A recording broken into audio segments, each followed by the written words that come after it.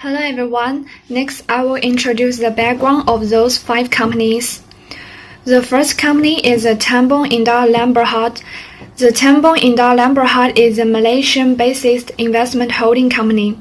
The company and its subsidiaries are engaged in investment holding, property development, construction, and project management. The second company is the United Plantation Berhad. United Plantation Berhad is one of the most efficiently managed, eco-friendly, and integrated plantation companies in Malaysia and is well known globally for its best agricultural practice and high-quality standard. The company's principal business activities is in the cultivation and processing of palm oil, coconut, and other plantation crops in a sustainable manner. Its subsidiaries companies are engaged in several downstream activities, such as processing palm oil and manufacturing, packing, and distribution of end product in the form of cooking oils. The third company is Mercury Industry Berhad. Mercury Industry Berhad activated in 1989 when it embarked on a corporate restructuring exercise in conjunction with the public list of its shares. The restructuring exercise involved the acquisition of 100% equity interest in several companies, whose principal activities including the manufacturing, marketing, and distribution of automotive paints and related products used in the auto refinish industry. Next is the Pintarajah Berhad. Pintarajah Berhad was founded by Dr. Chun Hong Kong, a civil and geotechnical engineer, and incorporated as a limited company on 23 November 1989. Pintarajah Berhad is a leading pile and foundation specialized based in Klang Valley, Malaysia, with 30 years of experience in the local construction industry. The last company is the Sunway Berhad. Sunway Berhad, established in year 1974, is one of the Malaysian largest company with 12 business divisions that operated across 50 locations worldwide. Sunway Berhad core interests are focused on real estate, construction, education, healthcare, and retails. That's all for the background of the companies. Thank you. My name is Putri Fani Amalia, and my matric number is 702069. So now, I will explain the disclosure of MFRS from 5 companies.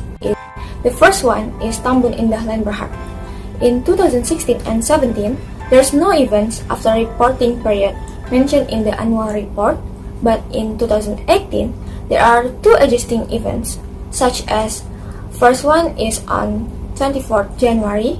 The company had incorporated subsidiary known as Mutiara. They issued and paid up share capital of 100,000, which is engaged in property development. And the second one is on 9 April. Mutiara had acknowledged a letter of acceptance from TPPT SDN Berhad in relation to the proposed acquisition of freehold land. The second one is United Plantation Berhad. Same to the Tambun Berhad company before, there's no events after reporting period in the annual report 2016 and 17. And in 2018, there's one adjusting event that is happened. That is on 21 September. The company entered into 3 conditional sale and purchase agreement with Pine Chill Pacific Berhad to purchase agricultural lands, which is 80,099 acres with palm oil mill in Peru. The third company is Mercury Industry Berhad. In 2016, there's no events after reporting period mentioned in annual report in 2016. And in 2017, there is an acquisition of Andaman Marketing SDN Berhad or AMSB on 14 June 2017. And in 2018, termination of construction contract on 8 August 2018, PBSP, the 70% owned subsidiary was notified by Aturan Prisma SDN Berhad. The next company is Bintara's Daya Berhad. In financial year 2016, 17, and 18, there's no even after reporting period mentioned in the annual report. However, there is a corporation called TG Pipeline Marketing SDN Berhad, who offer a 3-story shop and office as partial settlement of the outstanding balance to the RPSB, and so this is a non-adjusting event, and the amount for this event is 1,250,000. So the last company is Sunway Berhad. In financial year 2016, there are subscription and shareholder agreement between Sun City, Longpeng Kiat or LPK, CRSC Property SDN Berhad or CRSC, and Austral Meridian Property SDN Berhad, and the enforcement of the Company Act 2016, which all belongs to the non-adjusting events. In financial year 2017, there are collective purchase of land. All the units and the common property in the development known as Brookvale Park, and it should be the event after reporting period, whose amount is 1.5 billion. In financial year 2018, as for the recent year, disposing of the ordinary share of its wholly owned subsidiaries to the Sun City is the event. This is non-adjusting event as well. My name is Lubi Sharifah Nurmaya, metric number 702070. I will continue the presentation. The presentation is about financial ratio analysis. There are 6 financial ratio analyses that I will to present, namely quick ratio, inventory efficiency ratio, trade receivables day, trade payables day, sales to working capital ratio, and working capitals. First is quick ratio. If company has quick ratio greater than 1, it means that company has enough quick asset to pay its current liabilities. We can see from 2016 to 2018, PGB has highest quick ratio among these companies. Next is inventory turnover ratio. Inventory turnover ratio shows how effectively company manage their inventory. If company has higher inventory turnover ratio, it means that the company not overspend their money to buy inventory and waste the resources. From 2016 to 2018, we can see that MIB has the highest inventory turnover ratio among the 5 companies. Next is trade receivable days. Trade receivables days is number of days that customers invoice is outstanding before it collected. If company has higher trade receivable days, it means that the company sells the product to customer on credit and take a long time to collect the money from the customers. And from 2016 to 2018, MIB has the highest trade receivable days. Next is trade payable days. Trade payable days is number of days company takes to pay their bills or their invoice to suppliers, vendors, or other companies. If company has higher trade payable days, it means that the company takes a long time to pay its bills to their suppliers. We can see in 2016 and 2018, MIB has the highest trade payable days. Meanwhile, in 2017, TILB has the highest trade payable days. Next is sales of working capital ratio. It measuring the efficiency of company's working capital utilization. If company has high sales of working capital ratio, it indicates good efficiency of company's sales with use of current assets and liabilities. In 2016, MIB has the highest sales of working capital ratio. Meanwhile, in 2017 and 2018, SB has the highest sales of working capital ratio. And the last is working capital. Working capital's measure of a company's liquidations, operational efficiency, and its short-term financial health.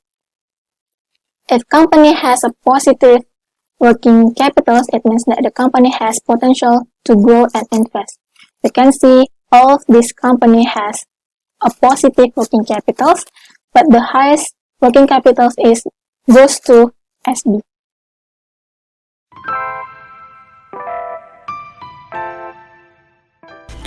Conclusion: besides unreported findings, most companies disclose their key audit matters with some few exceptions. Even if some key audit matters are created from the past years, where the audited procedures are still small, if not the same, there were called difference. Next, the 5 companies included in the report all had quick ratios of more than 1, proving their ability to repair defects. TILB and PGB recorded 4.47 and 5.55 in 2018, which ability there to pay for goods without selling inventory. The MIB inventory turnover series has decreased significantly over the past 3 years. The drop from 27.7 in 2016 to 12.9 in 2008 in decreased sales progress. The trade receivable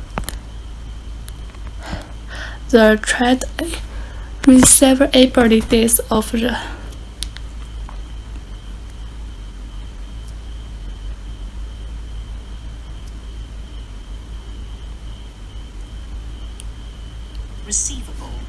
trade